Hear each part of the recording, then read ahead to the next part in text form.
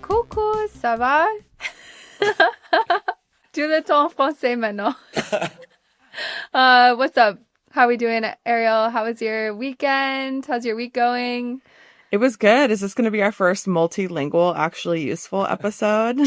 Oui, bien sûr. We have an amazing guest today, Dorian, calling us live from Paris. And welcome to the Actually Useful Pod, the podcast where we talk about tech products that are actually useful and how to avoid enshittification. So let's get kicked off. Ariel, what's some interesting AI news or tech news that we should know about?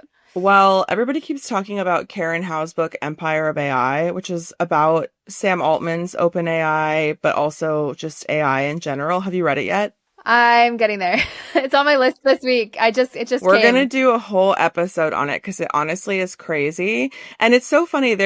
There were a number of things in it that I thought were not super surprising. Like I knew about the excessive resource usage. I knew about what living near a data server does to people's water and their health. But there were definitely some pieces in the book that I did not know about and was kind of shocked about. There's a lot about Sam Altman's sister, Annie, who accused him of molesting her and like her life and just that she is impoverished and has this like super rich family that is not really supporting her. But the craziest thing in the book was there are these companies that are like data annotation firms that are subcontracted with OpenAI or Facebook or anybody who's cataloging massive amounts of data.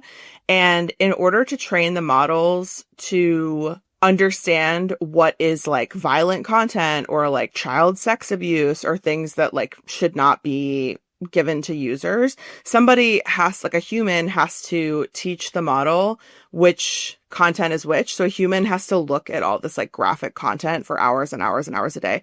And the craziest thing is that Karen Howe makes a very compelling point that these subcontractors, they actually look for political and economically destabilized countries. So they have a playbook that is like, depending on the countries, like how educated its demographics are, how technically fluent its constituents are, it basically will go in. So it did that in Kenya and Venezuela, where it's like, oh, this country is getting geopolitically destabilized. We now have a trapped workforce who has the skills we need. They're desperate for money.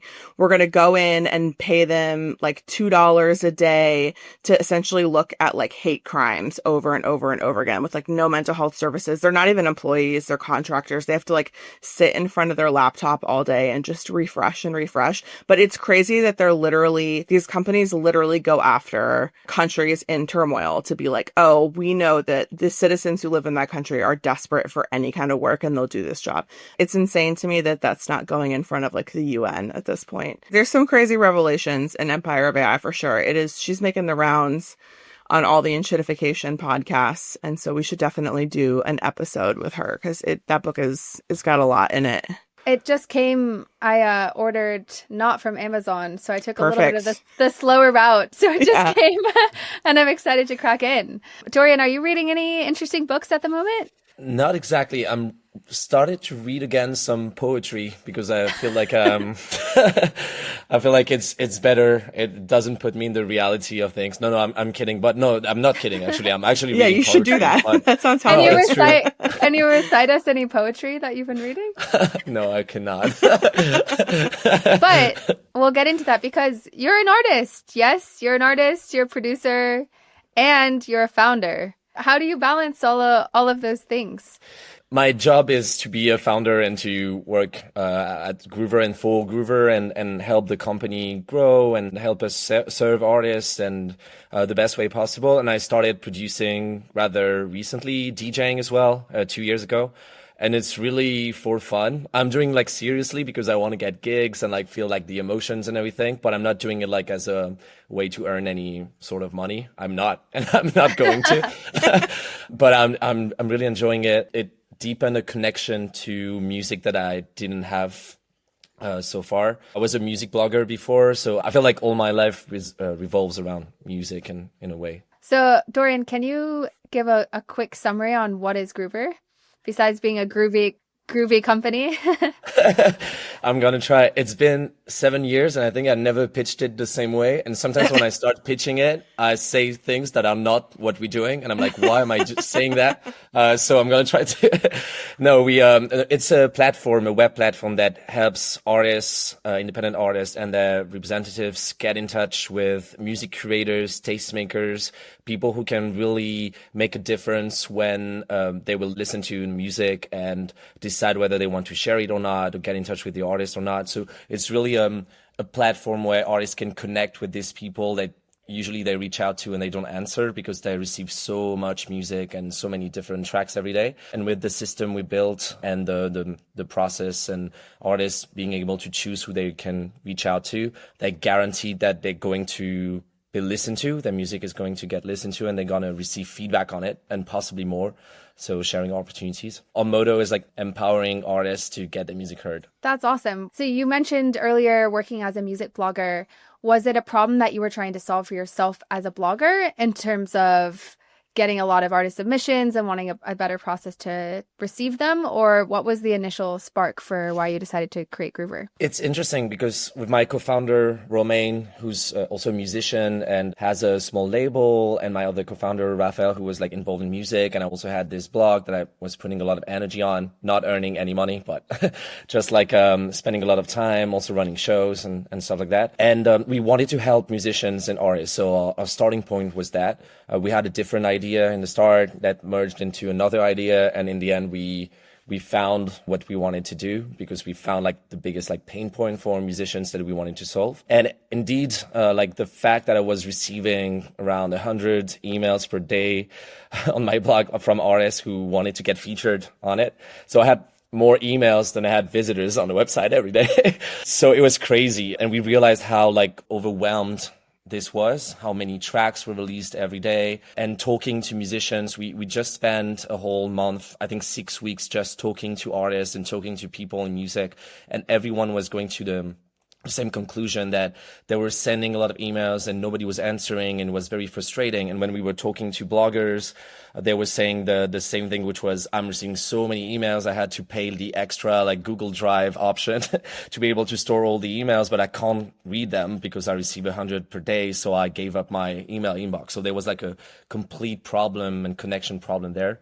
That was the biggest starting point for us. What did you feel like was broken about the ecosystem beforehand? Like, was there a moment where you felt really like fed up with the system? Obviously, what you just explained is like an overwhelm of no way to organize it. But I also feel like part of Groover's pitch is that somebody who submits music is going to get something back, right? They're either going to get accepted or they're going to get feedback. And that to me says that like you have experienced or know people who've just experienced a lot of like brick walls where they're not able to get forward in the industry. So I'm curious about like that side of it. Like, did you really think that you were disrupting a broken industry when you created Groover?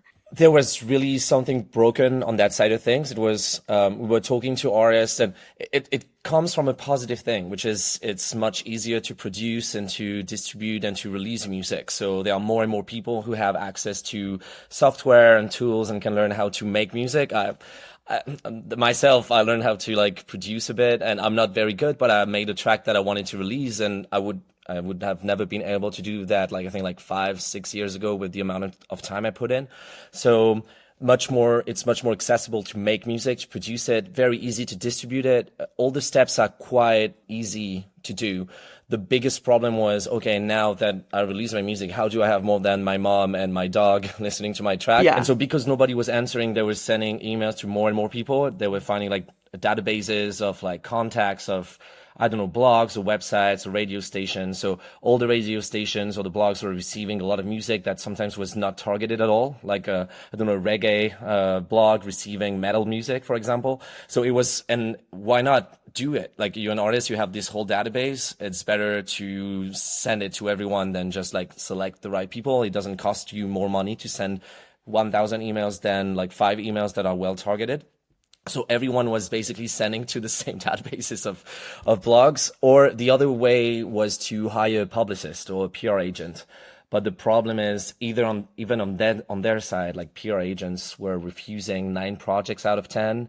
They also cost a lot of money. And the thing that really made us shift towards like building Groover was actually a call with a publicist, like a kind of an old like French PR agent that told us the worst things like for an hour straight. I was like, he doesn't imagine like the impact he had on killing his whole like his own Industry. activity. Yeah. And it's very funny because he hates us. Like he, at some point, he started a syndicate of like publicists that, like old publicists. It's usually like the bad ones, like the good ones are using Groover, and the young people who are starting, they're also using Groover. But the ones that are not really good were like very like not happy about what we were doing. But he's told us basically, that publicists and PR agents is the only job in the music industry revolving around artists that is paid whatever happens, whatever the results are. Like when you look at a label or a distributor or manager or a booker, or a publisher, they're all getting paid based on the artist's results. The PR agent is always paid fixed amount. It's a obligation of means and not results. And he was telling us, yeah, we have like a say-in between us, which is like when an artist flops, the only person that gets paid is the publicist. I was like, interesting. Yeah. Very interesting. He told us that they had like a Facebook group with all the other publicists, and they were kind of fixing prices. In the sense that whenever they were saying, okay, what pricing do you do? Oh, you should increase your pricing. And every time there was like a new, like, I don't like a 20-year-old starting to be a publicist and helping artists, and that was having like low prices, they were harassing them on Facebook to increase their prices. I was like, oil cartel or yeah. And I was like, this is crazy. Of the people in this conversation right now, I don't really know anything about the music industry, but when I was like thinking about Groover and thinking about how to have this conversation, I was really thinking about Groover as like democratizing on the musician side and on the artist side. But what you're speaking to is also a democratization of the tastemakers, of the people who are the curators, the bloggers, the playlist makers. And it's so interesting. There's this book called Choke Point Capitalism by our hero, Cory Doctorow, and Rebecca Giblin. And they talk specifically about how back in the day, like the record labels had sort of the market cornered on what would become popular and like what culture was getting dictated. And now in a lot of ways then it was like radio DJs. And when radio DJs were doing it, you know, we talked about this too, that like there was a period where it was like people who created taste had like a golden ear. So the radio DJ would invest a lot of time in going to these local scenes and like accepting new music submissions. There were talent agents who would go to venues to try to find undiscovered talent. And now it's so algorithmic where it's like even the talent agencies, they're just looking for like, what is your social media status already? They're not like cultivating you. And Spotify does the same thing where they're trying to make their playlists be like it's the new radio. And so they want that to be the curation, and there's no more room for anyone else. Yeah, it's that there were much fewer tastemakers, people who actually like were listening to music, curating music and broadcasting it. So it was more genuine, but at the same time, it's the time where there was like a lot of pay for play and payola on the radio. Like labels were also like paying radio DJs like to actually like put specific like tracks. So it was already like skewed in a way. But it's interesting because like when you look at like the evolution of Spotify, it started as a tool for people who like discovering music. Like the first algorithmic playlist was Discover Weekly, I believe. Then there was Release Radar. It was all about like the novelties, the new tracks and everything, and people who were happy to discover music, because the first people who were actually signing up and subscribing were people who were in that like mood of like discovering music. It's when it came to like they wanted to possibly like make it grow and everything, and they had to reach to not the early adopters, but like everyone. The listener experience evolved to address more people. So I think like it's kind of natural how it went that way, but it's also like, the number of curators and tastemakers exploded, and the ways to get your music discovered is like, it's hard. It goes like in many different directions. Today, if you ask me, I've been working on that for like 8 years, like how to make an artist like break. I have no idea. You know, like it's, how is it called, like this, like a syndrome where the more you know about a topic, the more you doubt about like everything. Oh, yeah. I'm definitely in that phase. Like, yeah. Well, you and everyone else, though, because if you think about the rest of the music industry, there's this talk about the death of A&R, or especially in the major label system, a lot of A&R jobs are being slashed because they're being replaced by data experts or, scouts or people that can kind of do the pulse check on trends in a particular niche or for a particular platform or demographic. You're not alone in this, but do you see Groover as finding that balance? I mean, if you go on your website, you see trusted labels. I see a Ninja Tune. I see, big blogs or name brands. So you're sort of respecting kind of traditional gatekeepers in the industry while also making room for new voices.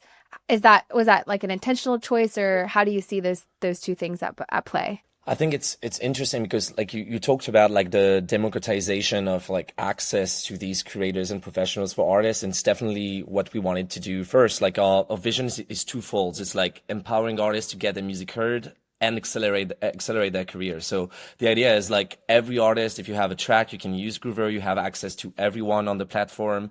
There's a cost associated, but we maintain it in a way that it's affordable for a lot of people who are making music and are really have intention to make it like listened by more people. So there's this democratization aspect, but then it's intensely meritocratic in the sense that if your music is not that good, or if you target not the right people, you might get rejected by everyone on the platform.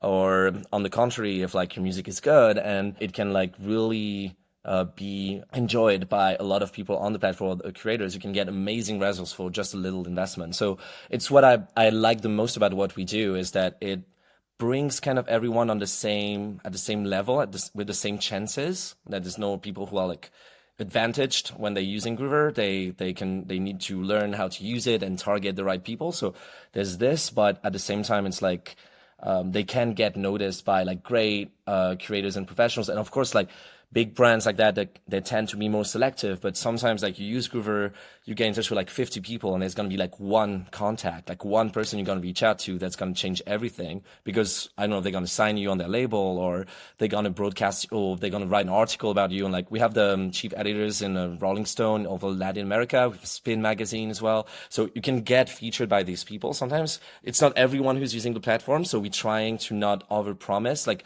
we're very careful about like what we offer, what's possible on the platform, but there's no like guarantee of success.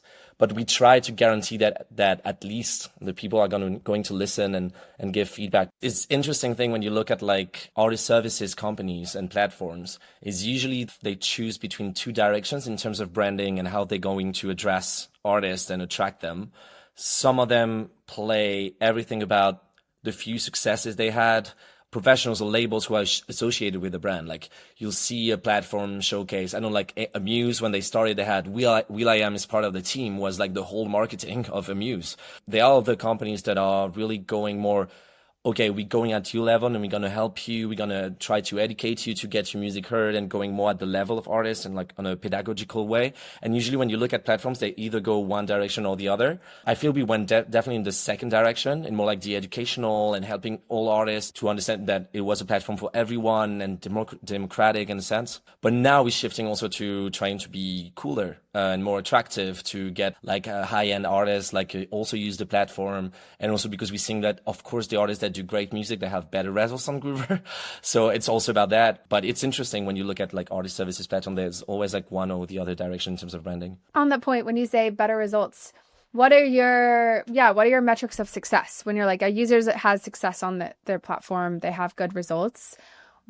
How do you measure that? And what are those metrics that you're measuring? The main metric is the approval rate. So when a curator listens to a track, they make a decision between just giving feedback or going further. So if it's a label, it could be get in touch with the artist. If it's a radio station, it could be broadcast the track. If it's a playlist, it could be add the track to their playlist. So they decide to go further. They're not incentivized to do so. So they're not like, it's a very like red line for us. It's like they're not getting paid to share. They're really getting paid to listen to the track and to give feedback, and they're not going to be paid more if they accept the track. But it's the main metric. And then we look at other like parameters. Like, for example, if a curator is very selective, and they accept the track, it can have more weight if we calculate a score than if it's like a creator that accepts like 80% of the submissions they receive, which happens. So that's like the second level there. But we measure that this way. It's how we see if artists are performing well on the platform. And it can be because the music is amazing, but it can be also because they targeted well. Sometimes like there's great music, but they don't choose the right creators or professionals for them, or they don't exactly know what kind of music they're doing, and so they can like target completely like the wrong way. So we trying to help everyone target the right way, but sometimes we don't have total control over that. I think what's really smart about the platform, we were looking at some of you responding to people on Reddit who were not having the best time on Groover. We stalked you. It was very funny though, but it made me realize like, okay, so Groover, correct me if this is still the case. You have a like 20 to 25% average acceptance rate. Yeah. Okay. To me, that seems like a very powerful benchmark, honestly. Like that's great. But it is funny because music is very subjective. There's going to be musicians on the platform who, I hate to say it, just aren't that good at music. Maybe music is not their artistic calling. And I think what's really smart about the way you've structured Groover as a product is that the feedback has two different purposes. On the one hand, it means that you're like closing the loop and you're like getting away from this pattern of musicians just hitting brick walls where they're not getting any information back. And so you like musicians at least get the feeling that somebody has heard their craft and has invested time in their art. But it also has a second piece, which is that the hope is that if somebody gets enough negative feedback that they'll realize maybe they won't succeed on the platform until they've figured out their sound a little bit more. And I'm just curious, like, I really thought it was very admirable how much grace you had with people in this Reddit conversation, for trying to hold their hand through the experience of the subjectivity of music. I'm just curious how that experience has been for you leading it. It's funny, like, I'm not a huge fan of Reddit because, like, more generally, like, speaking in my life, I don't like to complain too much about things. Yeah. And there's like there's an ad in the subway now because they're trying to get like more people in France on Reddit. They're like advertising, and the ad in the subway was like, do we talk about the people who don't stay on the right side of the elevator? Like it was advertising. Go if you want to complain. Go on Reddit. Yeah, exactly. Our primary value proposition is complaints. I think it's the most interesting part of it. It's that feedback needs to remain genuine. Like we don't want to like orientate it in a way that everyone's going to be happy about it. But the biggest problem is like not like everyone has different expectations. Like some people want to be like brushed in the right like way. They want to like have like just people tell their music is great. But for example, like at some point, like curators and tastemakers, professionals on the platform, they don't always want to criticize the artist. So sometimes they say, "Oh, your music is amazing. I love it," and everything, but they don't share it.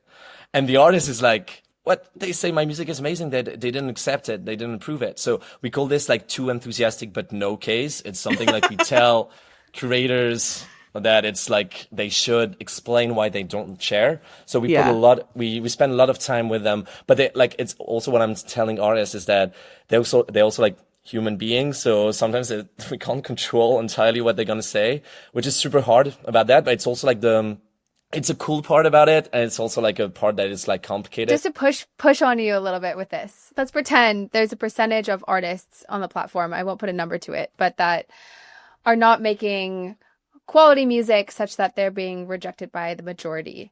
Now, from a business perspective, I would say those are still users that have used your platform one time. So you should be, in theory, incentivized to keep them as paying users on the platform. However, you know, if they're going to get consistently negative feedback, they're probably going to churn and no longer be users on the platform. So is that a trade-off that you've thought about in terms of trying to capture users no matter their level of talent or artistry versus being authentic to the craft and the artistic process of giving honest feedback?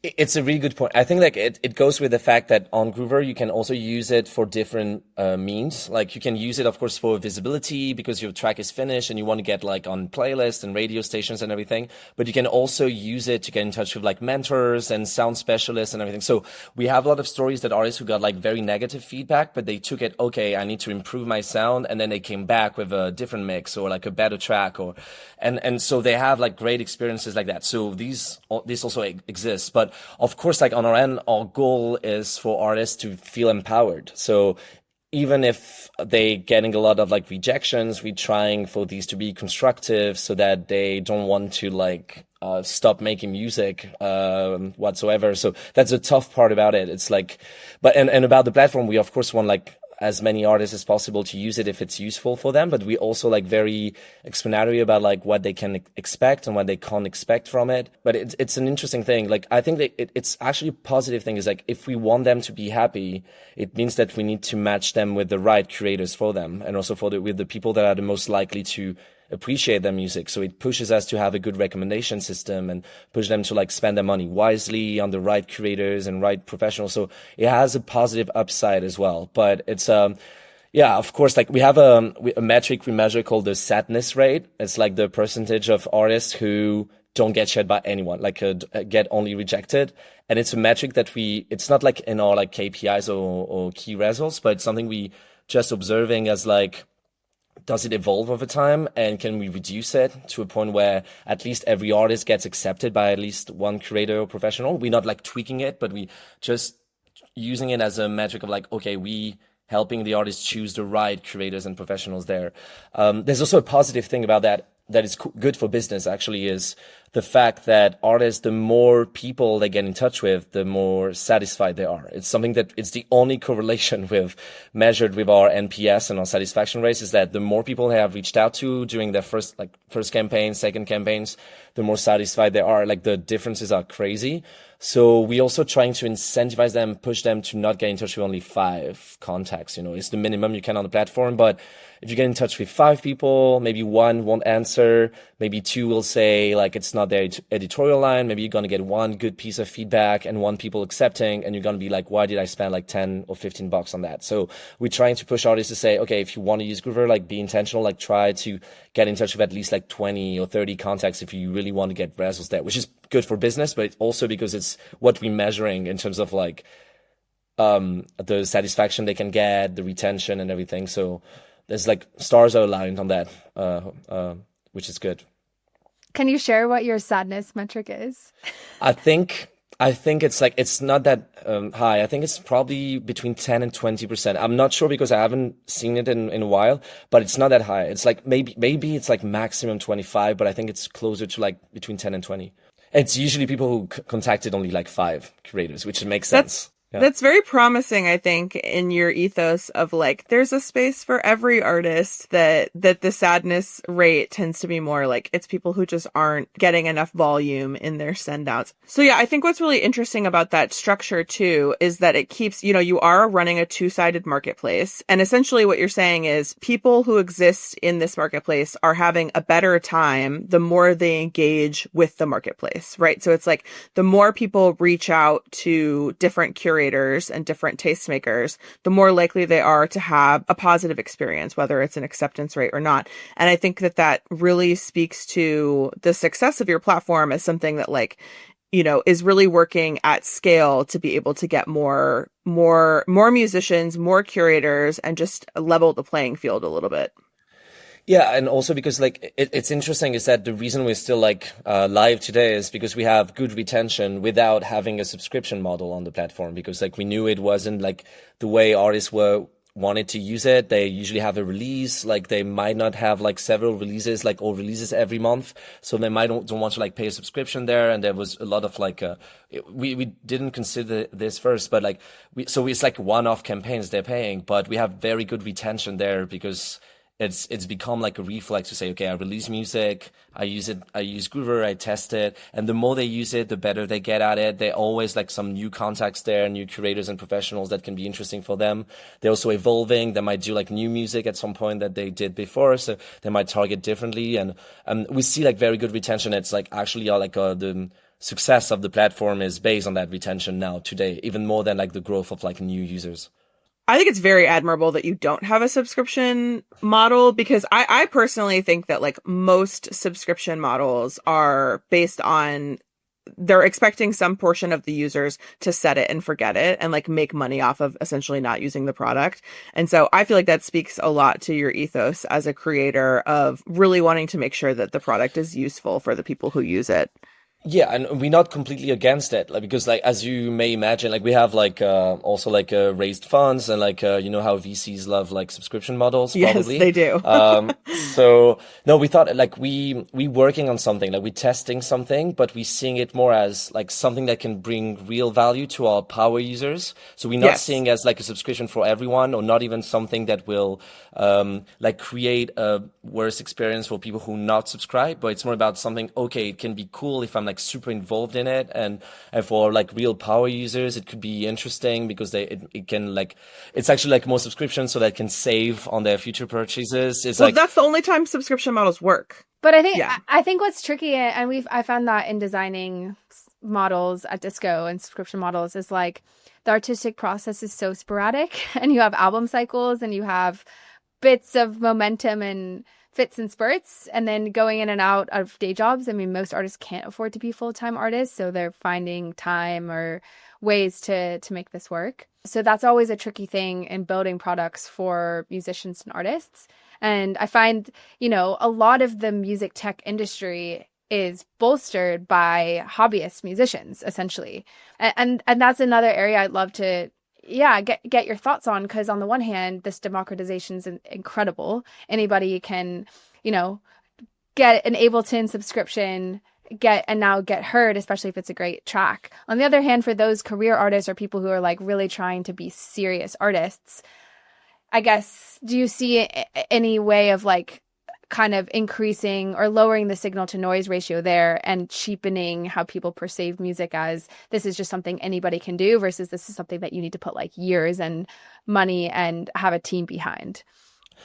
I think it's interesting because there are some hobbyists for sure. I think like people who use Groover, there are some hobbyists, of course, that are using it. We even have like a few people who made the music fully on AI, and they still send a campaign on Groover and try to get it featured by like some curators and professionals, which is crazy. But what we're seeing mostly is that people who are using Groover and spending time on it because they're spending money on it are people who are quite serious about their music. Doesn't mean they're all like amazing musicians, but it means they have intention of like reaching to people outside of themselves, and like they really want their music to like get to the ears of more people, and everyone, and in every country. It's what's crazy about it. It's like when we started the company, we were working on like we're gonna do some personas and everything, and like try to find like our ideal like user and everything. And what we realized first is that so my product team shouldn't like listen to that because they're working on personas and stuff like that, of course, and now, but everyone we were seeing in every country was the same. They were super intentional about like they wanted more people to listen to their music. For some of them was the biggest issue they had in their lives, or the things they were like talking about the most. I'm not saying like a life and death thing, but more like the biggest thing in their like they were caring about was like how can they get more people to listen to their music. And so super intentional about like trying to reach out to more people and everything. So usually people who are using Groover are very serious about it. And what I'm noticed is when I did like first like workshops, I did a lot in France and in the US as well, live streaming ones, but also like real life ones. And every time I was in a convention and there were some different like workshops, and we were doing one about like promotion or getting your music heard, it was like instantly like sold out, and people were so attentive. I had never listened like that. It wasn't when I was in class. Like people were listening to everything I was saying, and I felt like super imposter syndrome and everything. But it was just because like they're so intentional about it. So I feel like everybody knows like how it's easy to make music, but it's super hard to make music that will reach out to people. And there's like so much more you need to do to promote your music and get people to listen to it. So I think everybody knows it's super hard at the same time to like actually make a career out of it. I think the problem is it creates it's tough to get your music to the right ears and actually have people click on play, which is what we're trying to do with Groover. But at the same time, it's also hard for us to get actually the big dogs on the platform because they don't care. Actually about like listening and discovering like new independent artists. So we're doing our best there, but like what we're telling artists, like there's going to be steps. It's going to take you so much time. It's like it's going to take you like 10 years to like actually blow up in like one day.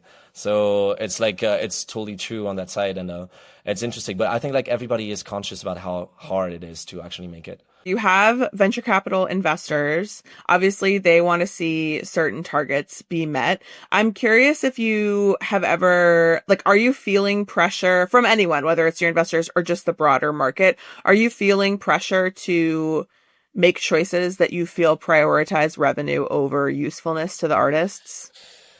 Um, Yes, definitely pressure, but I would say more in the prioritization and the roadmap, like what you do first than what you actually do. It's like I feel like we never did something that we felt was bad for the user or creating a worse experience because we wanted to make more revenue. But sometimes we prioritize, and right now, like for the past like years, we over prioritizing things that are more like that are the things that are going to generate the most revenue for us rather than user experience sometimes, especially because it's super hard to like improve user experience on the platform. Like I don't like, you haven't used Groover, AJ you have, but it's like it's a long process. Like the campaign to choose everyone and send you music. Like we saw that the average like time artist was spending on the platform before sending their campaign was around like 40 minutes, which is crazy when you think about it, like compared to like other platforms.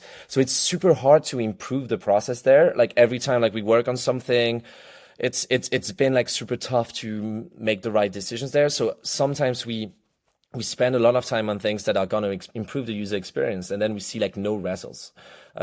So it's super hard on that side because like you spend a lot of resources, you spend a lot of people there.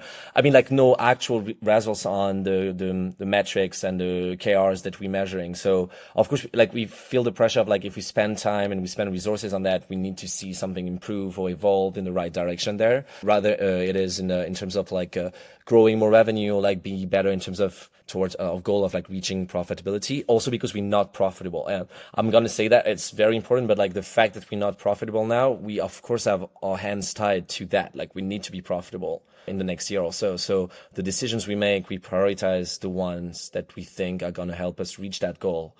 But once we do, it's going to be a different story because it's going to be about like, yes, possibly like be profitable and better at it and make more money. But it's going to be more about, okay, we have more time now. We can prioritize other stuff that are going to be better for users. We can take more risks because we're not going to die tomorrow if we take that risk. It's more about that.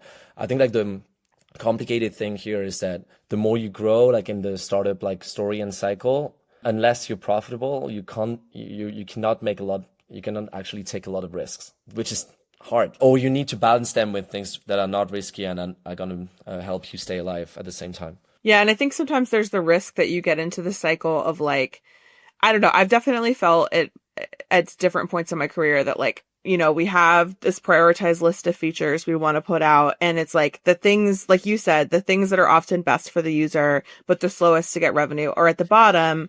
And the reality is sometimes they never come up to the top and you never end up getting to build them. And so like, I definitely understand that struggle of trying to balance like your revenue wins that you have to report on versus the product you actually want to be able to build. Yeah, and there are good examples of that even outside of product. Like I oversee mostly like operations, marketing, and we're seeing it with like VC funds and VC backed companies. They tend to over prioritize like spending on ads and paid marketing because it's the most measurable. It's very hard to measure like other like acquisition channels. We spend a lot of time building our attribution model, so we have something very thorough that can help us see where our users are coming from at any point of way. But it's like that energy we put helped us show results and show we need to put more energy on organic channels and not only paid. And so we, on that, it was super important because we put all that energy, but it was a big risk because if we were not able to move the needle on organic channels, like creating content for socials, like spending time on partnerships and stuff like that, instead of spending on ads, we wouldn't have been able to show that we had like the good set up to keep on growing without spending a lot on ads and like killing the company because of this. So it's interesting. So the same way with product is like what you were saying about features that you build sometimes that are good for the users, but super hard to measure. Like what's the actual impact and what is it generating? Sometimes get under prioritized compared to other ones that are like easy to measure and you can see the results very quickly, which is tough.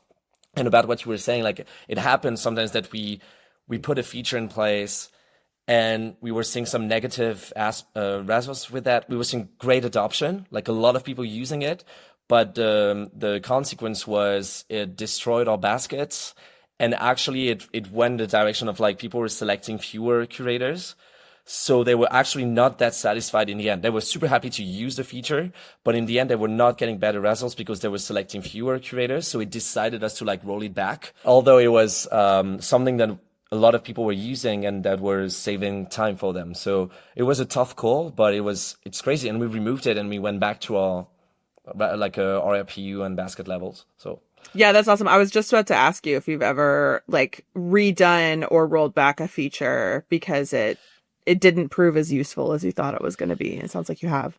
Yeah, so I can tell you more about that feature that we built, which was an easy way, as a simple button that artists could click on that would help them get in touch with all the creators and the tastemakers that had accepted their previous tracks. And the thinking was it's going to make it easier for them. They're going to always select more curators because they're going to always select all the ones that have accepted their previous tracks. So with the thinking first was like, it's going to be good for the user. It's going to increase all like recurring baskets and everything. And what we saw is that it actually decreased the baskets because what artists were actually doing is they were putting their new track, they were clicking on that button, but they were not looking at the rest of the list with all the new creators and professionals, which they used to do before. So they were missing on a lot of like great new creators and professionals that could be great for their music. And they were always contacting the ones that had accepted their tracks before. But our system is like, it's not a never ending list. Like we have the creators that are active right now. So some creators, they use Groover for a year, then they stop using the platform. So that list of people who had accepted was like shrinking. So they were selecting less and less creators. And as I was, fewer and fewer creators. And as I was mentioning before, like we saw like the correlation about like them contacting more people, they tended to get like better results and be more satisfied. So there was a whole like negative circle of like something we wanted to be good for the users. And we had like huge adoption on it. Like everyone was using the feature. So we had to roll it back and we went back to our baskets and our RPU levels from before. So we still have the option somewhere in the filters, but it's not as like obvious as now. And it helped us like reach back all levels from before. But it was interesting because it was obviously better for the user for what they intended to do, but not better for the results they were actually getting in the end. Is there anything that you would like never do for growth? Is there a line you would not cross in terms of how you run the business or trade-offs that you won't take?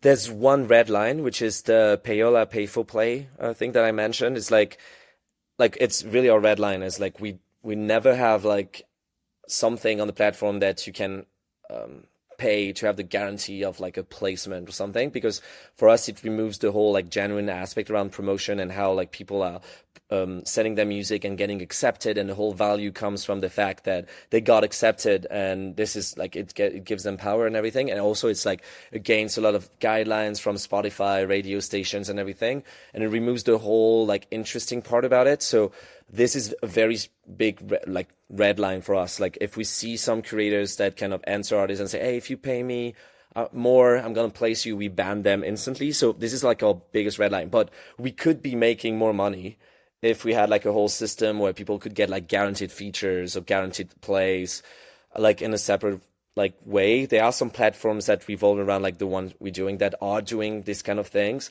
Sometimes they're saying, we're not doing payola, and they're actually doing payola, but they're like saying out loud that they're not doing it. And there's a lot of these. It's a big red line that we don't want to cross, and we're very vocal about like there are a lot of like shitty services that guarantee you plays and streams, and they all like destroy your presence in algorithms and in plays and in terrible ways. You get penalized by the platforms and everything. So we're very vocal about that, and it's like really like our biggest red line. We'll never go jump over that fence for sure. Without naming names, can you speak generally to some trends that you see in the music industry specifically that you think are harmful to artists? And specifically, if you can talk about tech platforms or ways that you've seen tech platforms sort of shitify as a result of catering to their business over the well-being of artists or labels or other people in the music community. I think like the whole music industry is and especially the artist services companies are based on like creating hopes for artists and sometimes a lot of false hopes. Done some meetings with like major labels or like big like booking companies, and they're holding that mindset of like they have a meeting with an artist and they're just making them dream that they're gonna be the next superstar. And it's like I've seen like multiple times. It's not like just something you see. It's like it happens.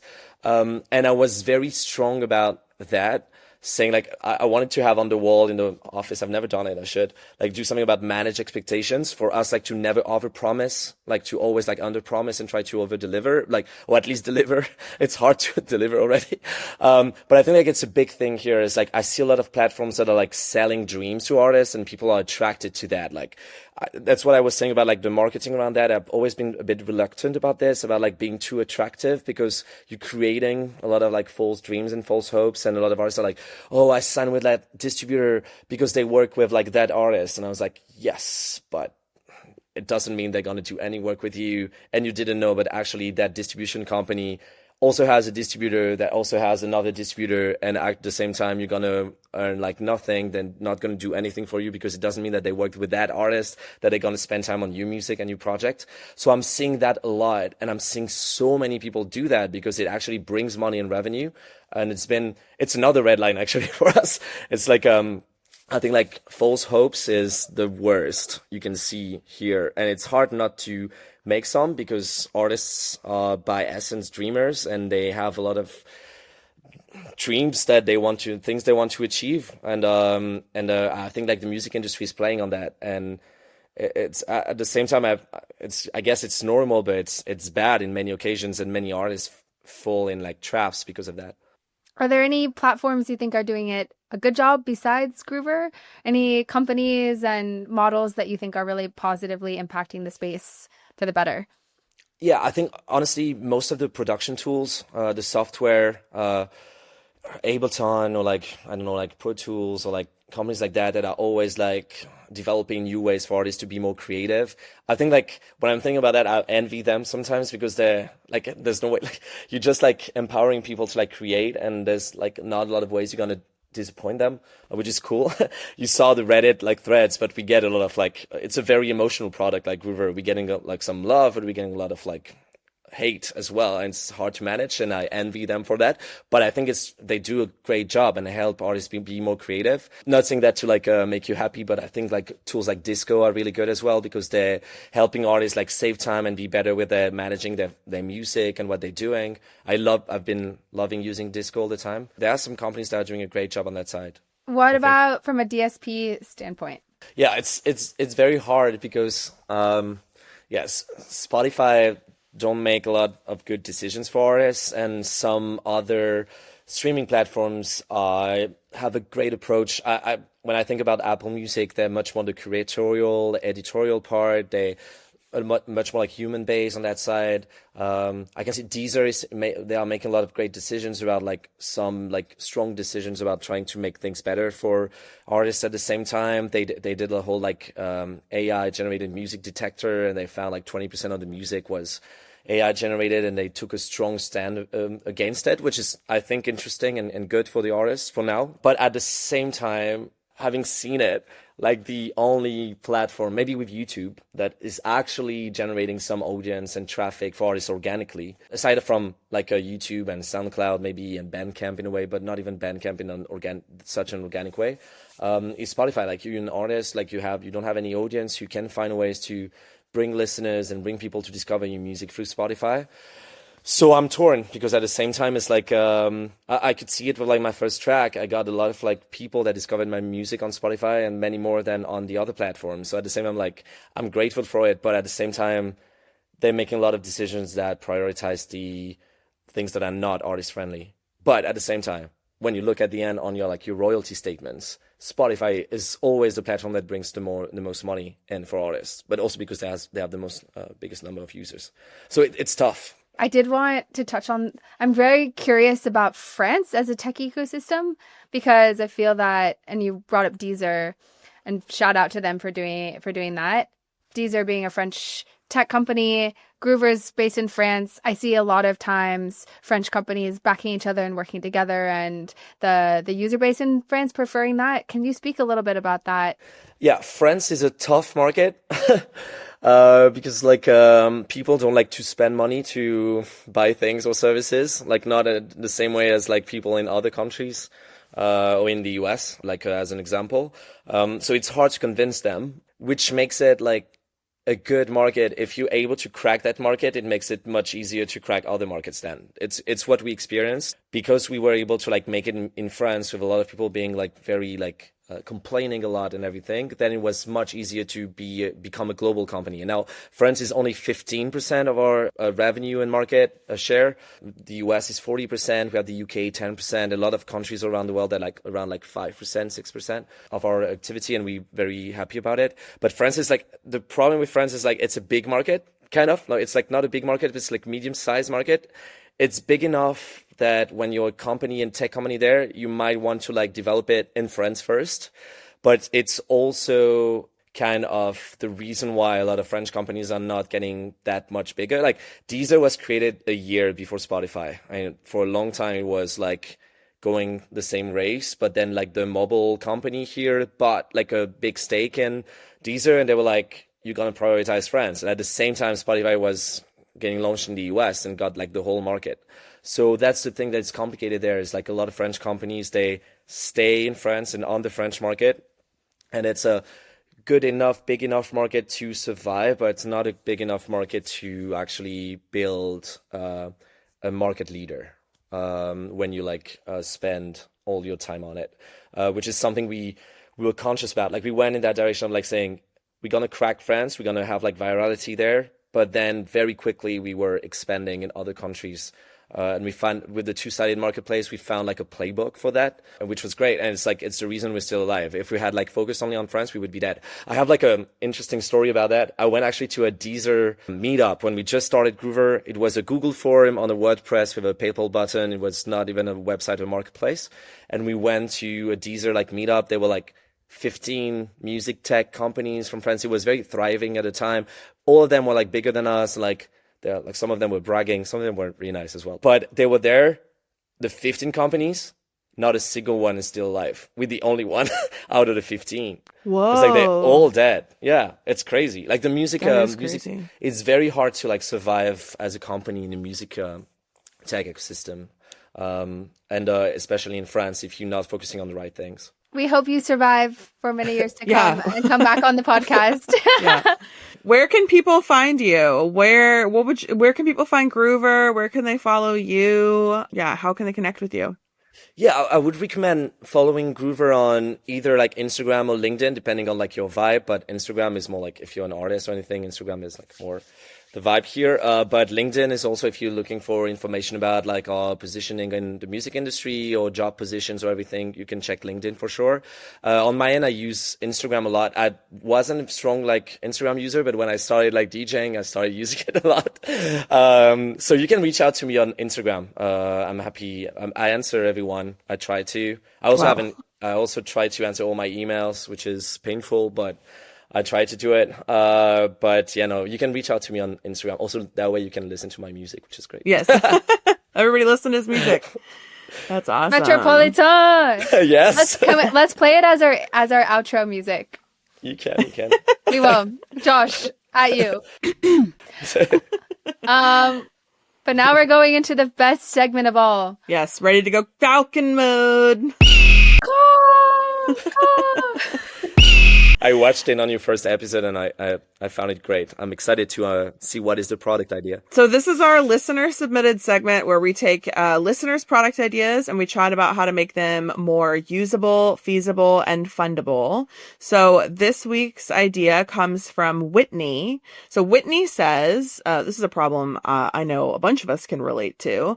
Whitney says, I try to avoid ordering from Amazon and I'd like to patronize small or independent companies rather than shitty corporations whenever possible. So it would be cool to have an alternative to Google Shopping where you can tell it what product you want and it can give you places to buy it that are smaller independent businesses Maybe you give it a specific product that you want from Amazon or Walmart, and it can tell you alternative places to buy it.